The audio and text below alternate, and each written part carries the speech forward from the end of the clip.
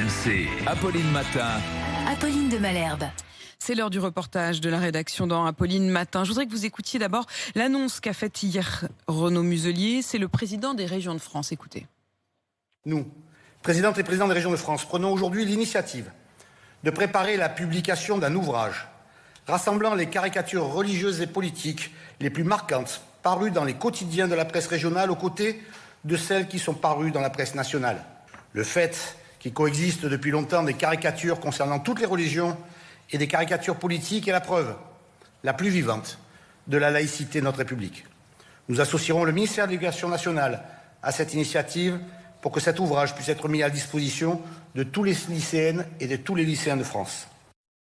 Un recueil de caricatures pour tous les lycéens et les lycéennes de France. Mais est-ce que les professeurs auront véritablement envie de les montrer, ces caricatures? Est-ce qu'ils souhaitent en parler avec leurs élèves, montrer ces dessins?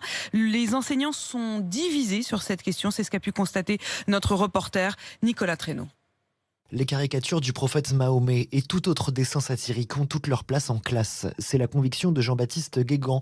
Le recueil distribué par les conseils régionaux sera donc un bon outil, dit ce professeur d'histoire-géographie, pour continuer de les présenter à ses élèves parisiens. Toute initiative est bonne à prendre. On est là pour apporter à l'élève les capacités de porter un regard critique sur le monde, tout en lui donnant les éléments pour le comprendre. Et aujourd'hui, ça passe par l'étude des caricatures. C'est notre responsabilité professionnelle. On ne doit pas se renier. Si on se renie, ça va se retourner contre nous et c'est un vrai risque pour notre démocratie. Pour ne pas se renier, de nombreux enseignants demandent que l'étude des caricatures devienne même obligatoire. Stéphane Rio, enseignant à Marseille, n'est pas d'accord. Ces dessins suscitent parfois trop d'hostilité de la part des jeunes. Il a choisi depuis plusieurs années de ne plus les étudier. Je suis attaché à ne pas brusquer des élèves. L'école, ce n'est pas imposer les choses, l'école, c'est vraiment éclairer les esprits. Je ne voudrais pas que la laïcité se rejette.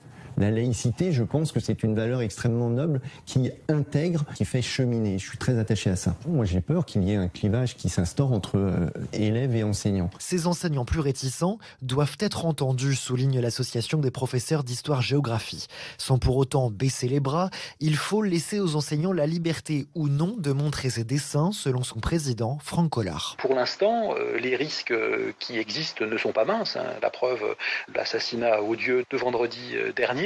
Et il nous paraîtrait extrêmement délicat d'envoyer tous les enseignants au devant, alors de difficultés particulièrement grandes.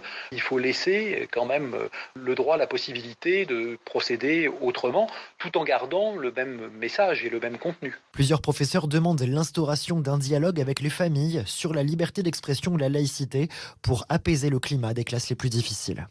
Voilà, pour ce reportage, on le voit bien, la communauté des professeur est divisé. Et vous, qu'en pensez-vous? Vous nous appelez au 32-16, vous êtes parent d'élèves, vous êtes professeur. Est-ce que vous estimez que ces caricatures doivent être largement diffusées? Est-ce qu'elles doivent être discutées? Ou alors est-ce qu'au contraire, il ne faut pas heurter